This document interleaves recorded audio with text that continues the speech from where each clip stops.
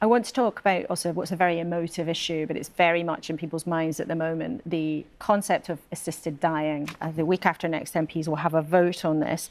Now, your view is that we shouldn't move forward with this proposal as a country. But it's interesting because the Lib Dem party, as a group, has voted for this as a party policy to support assisted dying. Do you find it sort of uncomfortable, perhaps, to break with your party on this? Because the vote will be a free vote. Party politics aren't meant to be involved. But your party has taken a clear position on it previously.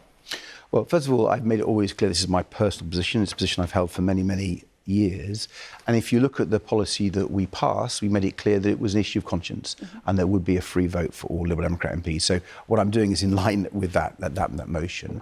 But I feel strongly about this, and I hope we can have longer to debate this in Parliament, because I have a number of concerns.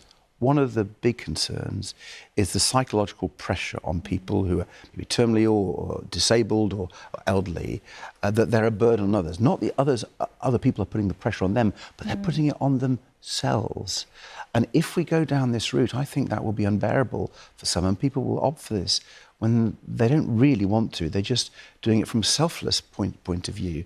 And, you know, my experience looking after my mum when I was a teenager, and I used to do the palliative care. I'd provide morphine to her, I'd put pads on her so she'd give herself electric shocks to distract her from the actual pain of her bone cancer.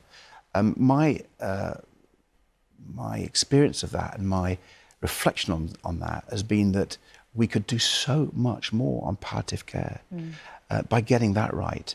And I think if we got that right, got the NHS right, got the care systems right that we've been talking about, you know, I think many of the people who are worried about this would feel relieved, and I think it would take the sting out of this issue. And there are many